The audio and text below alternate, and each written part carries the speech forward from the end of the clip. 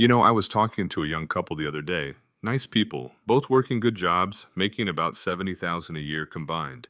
And they told me something that made me pause. They said, "Warren, we can't figure out why we're not getting ahead. We do everything right." So I asked them, "Tell me about your car payments." "Oh," they said, "that's easy. Just $549 a month. Everyone has a car payment." And right there, that's the problem. See, that sentence, "everyone has a car payment," might be the most expensive thing you'll ever say, and I'm going to show you why in the next few minutes. Because what I'm about to tell you, most people will never hear it. Not from their parents, not from their friends, and certainly not from the car dealership. Here's what most people don't realize. The average new car payment in America is now $596 a month, according to Experian's 2024 Automotive Finance Report. The average used car payment? $475. And the average loan term? Nearly 70 months. Now, you might be thinking, "Well, Warren, that's just the cost of transportation. I need a car to get to work." And you're right, you do need transportation. But here's where it gets really interesting. Let me show you some math that your car salesman will never ever put on paper for you. Let's say you're 25 years old. You take out that average car payment, let's call it $500 a month, and you do what most Americans do. The moment you pay off one car, you buy another one. So you have a car payment from age 25 to age 65. 40 years. That's $500 times 12 months times 40 years. That's $240,000 in car payments over your lifetime. Now, that number should make you uncomfortable, but we're not done yet, because you see, the real trap isn't just what you spend, it's what you lose. Let me explain something that took me years to truly understand, even though the math is simple. Every dollar you spend is a dollar you can't invest, and every dollar you don't invest costs you all the future dollars that dollar would have made. Let's take that same $500 a month. But instead of sending it to a car company, you invest it in a simple S&P 500 index fund. Historically, the stock market returns about 10% a year on average. Some years more, some years less, but that's the long-term average. So that same $500 a month, invested from age 25 to 65 at 10% annual returns, doesn't become $240,000. It becomes $3.1 million. I want you to sit with that for a moment. $3.1 million. That's the real cost of everyone has a car payment. That's not just transportation money. That's retirement money. That's financial freedom money. That's, I don't have to worry about money anymore. Money. Now, I can already hear some of you saying, "But Warren, I can't just not have a car. I live in the suburbs. I have kids. I need reliable transportation." And you're absolutely right. So let me show you a different way. Here's what I'd do if I were starting over today. You take that same budget, $500 a month, and you save it for 8 months. That gives you $4,000. You buy a decent used car with cash. Not flashy, not new, but reliable. A Honda Civic, a Toyota Corolla, something with a reputation for lasting. Now, you keep saving that $500 a month, but now it's going into two buckets.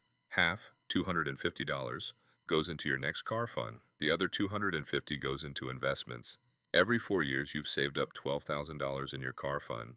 You sell your old car for, let's say, $2,000 if you maintained it well. Now you have $14,000 to buy your next car in cash. Meanwhile, that other $250 a month, it's been growing. After 40 years at 10% returns, that's $1.5 million. But here's where it gets even better. Because you're not paying interest to a bank, you're actually probably spending less on cars overall. And because you're buying slightly older, you're avoiding the worst depreciation. That new car loses 20% of its value the moment you drive it off the lot. Now, let me tell you why people don't do this. It's not because they can't do the math. It's because of how car buying makes us feel. I've watched this happen thousands of times. Someone walks into a dealership. Maybe their old car is giving them trouble, or maybe they just got a raise, or maybe their neighbor just bought a new truck, and the salesperson, who is very good at their job, asks them one simple question: "What kind of monthly payment are you comfortable with?"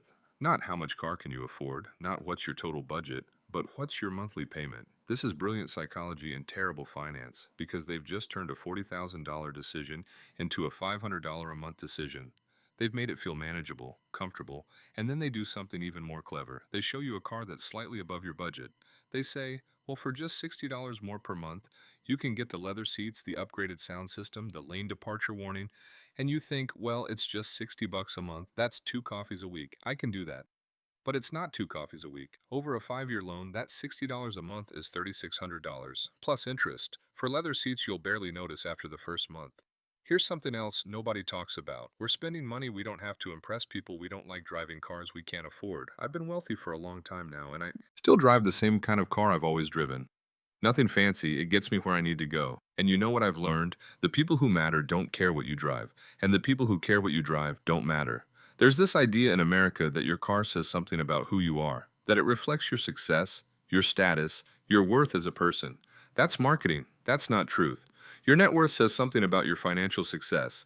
Your car just says something about your priorities. And I promise you this, the person driving a 10-year-old paid-off Camry who's investing $500 a month, they're going to be wealthier than the person driving a brand new $70,000 pickup truck with a 7-year loan at 8% interest. Every single time. You know what real financial freedom looks like? It's not a new car. It's waking up and knowing that you don't owe anyone anything. It's being able to walk away from a job you hate because you have options. It's retiring at 60 instead of 75. And it starts with small decisions like this. I'm not saying you should never enjoy your money. I'm not saying you should drive a rust bucket. I'm saying you should understand the trade-off. Every dollar has a job, and you get to decide what that job is. If you decide that driving a new car every few years is worth more to you than financial independence, okay, that's your choice. But make it consciously. Make it with your eyes open. Don't just sleepwalk into a 40-year car payment cycle because everyone has a car payment.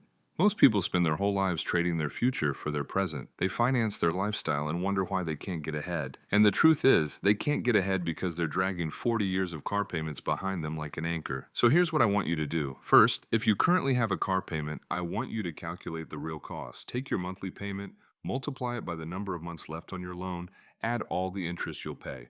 That's what this car is really costing you. Second, make a plan to pay it off as fast as possible. Every extra dollar you put toward that loan saves you interest and gets you closer to freedom. Third, promise yourself, this is the last car payment I'll ever have. Start saving now for your next car. Pay cash. Break the cycle. And fourth, this is the most important one. Take that money you were sending to the bank every month and redirect it to your future. Open an investment account. Start with whatever you can. Build it up over time. Because here's the thing. Time is your biggest asset when you're young and your biggest enemy when you're old. The choices you make today in your 20s and 30s determine your options in your 60s and 70s. I started with nothing. Bought my first car for $350. It wasn't pretty, but it was paid for. And that taught me something important. The best things in life aren't things at all. They're freedom, options, security, peace of mind. You can have those things, but you have to be willing to do what most people won't do. Drive a paid-off car, invest the difference, and build real wealth. It's that simple, and it's that hard. The choice is yours.